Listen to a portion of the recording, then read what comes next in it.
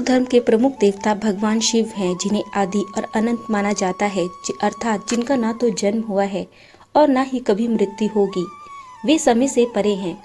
समस्त ब्रह्मांड की उत्पत्ति, स्थिति और विलय में उनकी अहम भूमिका है। वे ही आदि और योगी हैं, जिन्होंने संसार को ध्यान और तपस्या का मार्ग दिखाया।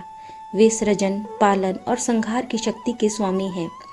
यूं तो भगवान शिव ने समय समय पर अनेक अवतार लिए, जिनके बारे में बहुत कम लोग जानते हैं।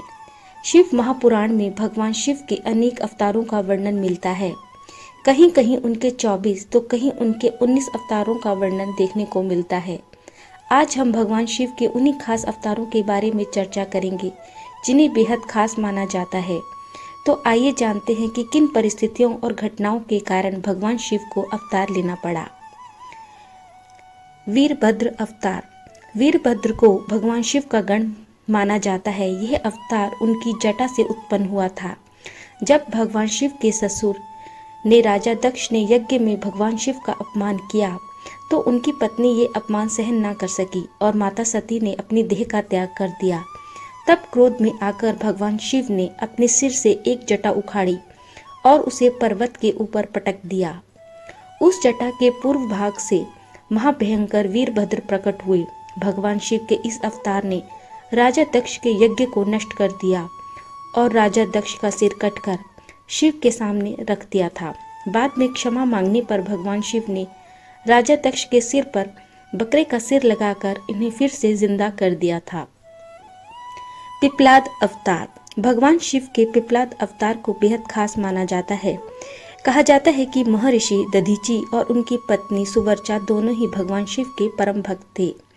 महर्षि दधीची ने देवताओं के लिए अस्त्र बनाने के कारण ही अपनी देह का त्याग कर दिया था। जब उनकी पत्नी सुवर्चा को इस बात का पता चला, तो वे सती होने के लिए आतुर हो गई। तभी आकाशवाणी हुई कि तुम्हारे गर्भ में महर्षि दधीची के ब्रह्म तेज से भगवान शिव का अवतार होगा, इसीलिए तुम्हें उसकी रक्षा करनी होगी। यह सुनकर सुवर्चा पास के ही पीपल के पेड़ के नीचे बैठ गई और वहां उसने एक बेहद सुंदर बालक को जन्म दिया। पीपल के पेड़ के नीचे जन्म होने के कारण ब्रह्मा जी ने उसका नाम पिप्लाद रखा। बाल्यावस्था में एक बार पिप्लाद ने देवताओं से पूछा कि क्या कारण है मेरे पिता दधीची जन्म लेने से पहले ही मुझे छोड़कर चले गए और जन्म होते ही मेरी माता भी सती हो गई और इतनी छोटी आयु में ही मैं अनाथ हो गया। ये सुनकर देवताओं ने उन्हें बताया कि शनि ग्रह की कुदृष्टि के कारण ही ऐसा योग बना। यह सुनकर पिप्लाद बेहद क्रोधित हुए और कहने लगे कि शनि की कुदृष्टि किसी भी नवजात शिशुओं के साथ ऐसा कैसे कर सकती है। माना जाता है कि जब एक बार भगवान पिप्लाद के सामने शनिदेव आए, तो महर्षि पिप्लाद बेहद क्रोधित हो गए और उन पर प्रहार करने के लिए उन्होंने ब्रह्मदंड उठाया, जिससे शनिदेव डरकर भागने लगे। तीनों लोगों की परिक्रमा करने पर भी ब्रह्मदंड ने शनिदेव का पीछा नहीं छोड़ा और उनके पैरों पर आकर लगा, जिससे शनिदेव लंगड़े हो गए। देवताओं के आग्रह करने पर शनिदेव ने पिप्लाद मुनि से माफी मांगी। पिप्लाद मुनि ने उन्हें इस शर्त पर क्षमा किया कि जन्म से लेकर 16 वर्ष की आयु तक तुम कभी भी किसी भी बालक को कष्ट नहीं दोगे। माना जाता है कि इसी कारण शनिदेव कम आयु की अवस्था के बालक व शिष्यों के पर कभी भी प्रहार नहीं करते और पिप्लाद का स्मरण मात्र करने से ही शनि की पीड़ा भी दूर हो जाती है। नंदी अवतार। हिंदू धर्म में नंदी या नंदी देव कैलाश के द्वारपाल हैं, जो शिव के नृषभ वाहन हैं। पुराणों के अनुसार वे शिव अवतार भी हैं, जिन्हें बैल के रूप में शिव मंदिरों में प्रतिष्ठित किया जाता है। नंदी को शक्ति, कर्मठ तथा संपन्नता का प्रतीक माना जाता है। यही कारण है कि नंदी का मुख भगवान शिव की तरफ होता है। शिव पुराण के अनुसार यही कारण है कि नंदी उनके बेहद खास माने जाते हैं। कहा जाता है कि मुनि शिलाद एक ब्रह्मचारी थे, जो कि भगवान शिव के परम भक्त थे। ब्रह्मचारी होते हुए भी वे आगे अपना वंश चाहते थे। इसी कारण उन्होंने भगवान शिव की कठिन तपस्या की और भगवान शिव से एक ऐसा पुत्र मांगा जो मृत्यु रहित हो, अर्थात जिसकी कभी मृत्यु ना हो। कुछ समय पश्चात शिलाद मुनि को खेतों में हल चलाते हुए एक पुत्र की प्राप्ति हुई, जिसे वे अपने घर ले आए जिसका नाम उन्होंने नंदी रखा। अपने पिता की भांति ही नंदी भी महान शिव भक्त था और अपने पिता ऋषि शिलाद की भांति ही उन्होंने भी भगवान शिव की कठोर तपस्या की और कम आयु में ही उन्होंने भगवान शिव को प्रसन्न भी किया। जब भगवान शिव ने उनसे वरदान मांगने को कहा तब नंदी बोले कि हे प्रभु, मैं जीवन भर आपके सानिध्य में रहना चाहता हूँ। ये सुनकर भगवान शिव बेहद प्रसन्न हुए और उन्होंने नंदी को अपने गले से लगा लिया और उन्हें बैल का मुख देकर अपने गणों में सर्वोत्तम गण के रूप में चुन लिया। इसी कारण नंदी रूपी बालक को शिव मंदिर के सामने स्थापित किया जाता है। ग्रंथों के अनुसार भगवान शिव की पूजा व आराधना करने से पहले नंदी की पूजा करने से शुभ फल प्राप्त होता है। शास्त्रों के अनुसार माना जाता है कि भगवान शिव अधिकांश समय तपस्या में लीन रहते हैं। उनकी तपस्या में विघ्न न पड़े, इसीलिए भक्त अपनी मनोकामना नंदी जी के कानों में कहते हैं, जिससे वे भगवान शिव तक पहुंच जाए। शास्त्रों के अनुसार नंदी के कान में कोई भी कामना कहने से पहले ओम शब्द जरूर कहना चाहिए। भैरव अवतार। भैरव, जिन्हें भैरव बाबा या काल भैरव भी कहा जाता है, भगवान शिव के एक उग्र और शक्तिशाली अवतार हैं। वे समय अर्थात काल, संहार और रक्षा के देवता माने जाते हैं। कथा के अनुसार माना जाता है कि सृष्टि के रचनाकार होने के कारण ब्रह्मा जी को खुद पर बेहद घमंड हो गया था कि वे ही सर्वोच्च देवता हैं। जब ब्रह्मा जी ने स्वयं को शिव से भी अधिक श्रेष्ठ बताने लगे और सबको यह समझाने का प्रयास किया कि वे ही सर्वश्रेष्ठ देवता हैं, तो भगवान शिव से उनका यह अहंकार सहन नहीं हुआ। तब भगवान शिव ने अपने रौद्र रूप से भैरव को प्रकट किया। भैरव प्रकट होते ही ब्रह्मा जी की ओर बढ़े और उन्होंने उनके 5वें सिर को काट दिया। यह सिर अहंकार का प्रतीक था और इसे काटकर भैरव ने ब्रह्मा जी का घमंड समाप्त कर दिया। इस घटना के कारण भगवान शिव का यह रूप ब्रह्मशिर छेदक भैरव कहलाया। हालांकि ब्रह्मा जी को नुकसान पहुंचाने के कारण भैरव को ब्रह्म हत्या का दोष भी लगा, जिसके प्रायश्चित के लिए उन्हें विभिन्न स्थानों पर घूमना पड़ा। शिव महापुराण में भैरव को भगवान शिव का पूर्ण रूप बताया गया है। अश्वत्थामा। अश्वत्थामा काल, क्रोध, यम या भगवान शंकर के अंशावतार थे। कहा जाता है कि द्रोणाचार्य के पुत्र अश्वत्थामा महाभारत के एक ऐसे मुख्य योद्धा थे जो युद्ध को कौरवों के पक्ष में करने की भी क्षमता रखते थे। ऋषि द्रोणाचार्य ने भगवान शिव को पुत्र रूप में पाने के लिए घोर तपस्या की थी। उनकी तपस्या से प्रसन्न होकर भगवान शिव ने उन्हें वरदान दिया था कि वे उनके पुत्र के रूप में अवतरित होंगे। इसी कारण उन्होंने द्रोणाचार्य के पुत्र अश्वत्थामा के रूप में जन्म लिया। पांडव पुत्रों की हत्या के कारण भगवान श्री कृष्ण से अश्वत्थामा को चिरंजीवी रहने का अर्थात कलयुग तक भटकने का श्राप मिला। माना जाता है कि इसी श्राप के चलते अश्वत्थामा आज भी जीवित है और वे भगवान शिव की पूजा करते हैं। कुछ लोगों के अनुसार वे आज भी हिमालय, काशी, उज्जैन व अन्य तीर्थ स्थानों में देखे जाते हैं। काल भैरव मंदिर उज्जैन में लोगों का कहना है कि वहां अश्वत्थामा आज भी रुद्राभिषेक करने के लिए आते हैं।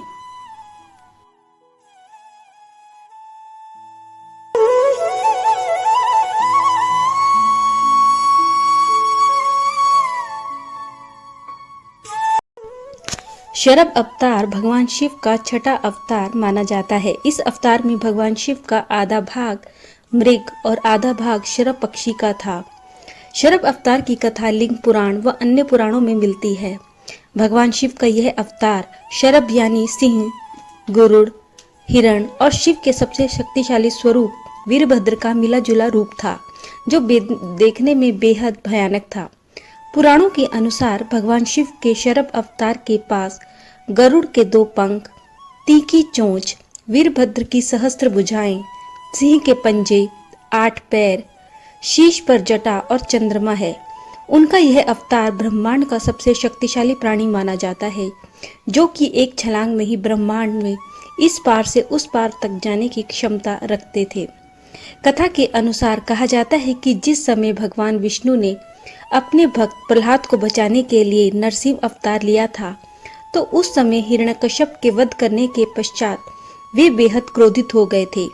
उनके रौद्र रूप में क्रोधित होने के कारण उन पर पाशविक शक्तियां हावी हो गई थी और अत्यधिक उग्र होने के कारण वे संपूर्ण संसार का विनाश कर देना चाहते थे।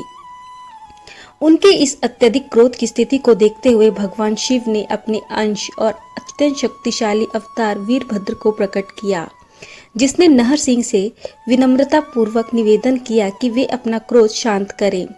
पर क्रोधित भगवान नरसिंह ने उनका निवेदन ठुकरा दिया। अब भगवान शिव के पास नरसिंह अवतार से लड़ने के अलावा कोई रास्ता नहीं बचा था। तब वीरभद्र ने एक और अद्भुत रूप धारण किया, जिसे शरभ अवतार कहा गया। शरभ अवतार ने भगवान नरसिंह को अपने पंजों में जकड़ लिया और आकाश में लेकर उड़ गए। शरभ अवतार ने अपनी पूंछ में नरसिंह को लपेटकर उन पर अपनी चोंच से प्रहार करना शुरू कर दिया। बाद में अपने तीखे पंजों से नरसिंह की नाभि को चीर दिया। इस आक्रमण से नरसिंह घायल हो गए और उन्होंने अपने दिव्य शरीर को तुरंत ही त्यागने का निश्चय किया। जब नरसिंह भगवान को अपनी गलती का एहसास हुआ तो उन्होंने भगवान शिव से प्रार्थना की कि वे उनके चर्म अर्थात चमड़े को अपने आसन के रूप में स्वीकार करें। तब से भगवान शिव जी ने उनके चर्म को अपने आसन के रूप में धारण किया हुआ है। भगवान शंकर का 7वां अवतार गृहपति अवतार है। भगवान शिव के गृहपति अवतार की कथा धर्म, कर्म और साधना के महत्व को दर्शाती है। कथा के अनुसार नर्मदा नदी के तट पर धर्मपुर नामक नगर में विश्वानर मुनि अपनी पत्नी सुचिमा शती के साथ रहते थे। निसंतान होने के कारण वे दोनों बेहद दुखी थे। दोनों भगवान शिव के समान पुत्र प्राप्ति की इच्छा भी रखते थे। इसके लिए मुनि विश्वासर ने काशी जाकर भगवान शिव की वीरेश लिंग की आराधना की। एक दिन मुनि को वीरेश लिंग के मध्य एक बालक दिखाई दिया। मुनि ने उस बालक रूपी शिव की पूजा की। उनकी पूजा से प्रसन्न होकर भगवान शंकर ने सुचिष्मति के गर्भ से अवतार लेने का वरदान दिया। कालांतर में सुचिष्मति गर्भवती हुई और भगवान शंकर उनके गर्भ से पुत्र रूप में प्रकट हुए। इस प्रकार गृहपति अवतार की ये कथा हमें बताती है कि कैसे तपस्या और भक्ति से व्यक्ति ईश्वर को प्रसन्न कर जीवन के कष्टों से मुक्ति पा सकता है। ऋषि दुर्वासा। ऋषि दुर्वासा को भगवान शिव का अंश माना जाता है और उनका जन्म भगवान शिव के क्रोध से हुआ था। दुर्वासा ऋषि माता अनुसैया और ऋषि आत्रि के पुत्र थे। कथा के अनुसार कहा जाता है कि एक बार भगवान शिव माता पार्वती के साथ एकांतवास में बैठे थे। तभी अचानक से देवताओं ने आकर विघ्न डाला, जिस कारण भगवान शिव का क्रोध अपने चरम पर पहुंच गया। उसी समय माता अनुसैया भगवान शिव के दर्शन के लिए कैलाश पहुंची थी। माता पार्वती के आग्रह करने पर भगवान शिव ने अपना क्रोध तो शांत कर लिया, पर उनके क्रोध से जन्मी अग्नि अर्थात आग और ऊर्जा चारों तरफ कैलाश में इधर उधर भटकने लगी और नुकसान पहुंचाने लगी। तब भगवान शिव ने बताया कि वे इस ऊर्जा को पुनः अपने अंदर नहीं ले सकते, क्योंकि ये ऊर्जा उनके तीसरे नेत्र से निकली है और अगर अब इस ऊर्जा को अंदर लेने के लिए फिर से तीसरा नेत्र खोलना पड़ा तो सृष्टि का विनाश संभव है। तब वहां खड़ी माता अनुसैया ने महादेव से आग्रह किया कि वे इस ऊर्जा को उन्हें ग्रहण करने दें। भगवान शिव ने उन्हें जैसे ही इसकी आज्ञा दी तो माता अनुसैया ने उस ऊर्जा को अपने गर्भ में ग्रहण कर लिया। इसी महादेव की क्रोध की अग्नि से ऋषि दुर्वासा का जन्म हुआ। इसी कारण महर्षि दुर्वासा को अत्यधिक क्रोध आता था और इसी क्रोध के चलते वे कभी भी किसी भी देवता को श्राप दे देते थे। वे एक सिद्ध योगी थे। पौराणिक कथाओं के अनुसार वे त्रेता युग, द्वापर युग और सतयुग में भी जीवित थे। क्रोधी स्वभाव के होने के कारण ही कई देवताओं जैसे इंद्र, भगवान लक्ष्मण, भगवान श्री कृष्ण और रुक्मणी, पांडवों और कौरवों को भी उनके श्राप का दंड भोगना पड़ा। हनुमान जी को भगवान शिव का 11वां रुद्र अवतार माना जाता है। कथा के अनुसार माना जाता है कि वानराज केसरी और माता अंजनी ने पुत्र प्राप्ति के लिए भगवान शिव की घोर तपस्या की थी, जिससे प्रसन्न होकर भगवान शिव ने उन्हें आशीर्वाद दिया था कि वे उनके गर्भ से जन्म लेंगे। इसी कारण कहा जाता है कि जिस समय समुद्र मंथन हुआ उस समय भगवान विष्णु ने अमृत बचाने के लिए मोहिनी रूप धारण किया था। उनके इस मोहिनी रूप को देखकर भगवान शिव स्वयं भी वासना में लिप्त हो गए और उस समय उन्होंने अपने वीर्य का त्याग कर दिया। उस वीर्य को सप्तऋषियों ने कुछ पत्तों में संग्रहित कर लिया और समय आने पर सप्तऋषियों ने भगवान शिव के वीर्य को वानरराज केसरी की पत्नी अंजनी के कान के माध्यम से गर्भ में स्थापित कर दिया, जिससे अत्यंत तेजस्वी एवं प्रबल पराक्रमी श्री हनुमान जी पैदा हुए। वृषभ अवतार। शिव भगवान का वृषभ अवतार एक ऐसा अवतार है जहां शिव एक बैल के रूप में प्रकट हुए। धर्म ग्रंथों के अनुसार इस अवतार में भगवान शिव ने विष्णु पुत्रों का संहार किया, क्योंकि कथा के अनुसार माना जाता है कि जब भगवान विष्णु दैत्यों का वध करने के लिए पाताल लोक पहुंचे तो वहां चंद्रमा के मुख के समान सुंदर स्त्रियां विष्णु के रूप को देखकर स्वयं ही मंत्रमुग्ध हो गई और भगवान विष्णु के साथ रमण करने के पश्चात उन्होंने कई विष्णु पुत्रों को जन्म दिया। विष्णु के इन्हीं पुत्रों ने पाताल से लेकर पृथ्वी तक उपद्रव करना शुरू कर दिया, जिससे घबराकर ब्रह्मा जी और कई ऋषि मुनि भगवान शिव के पास पहुंचे और उनसे रक्षा की प्रार्थना करने लगे। तब भगवान शंकर ने वृषभ रूप धारण कर सभी विष्णु पुत्र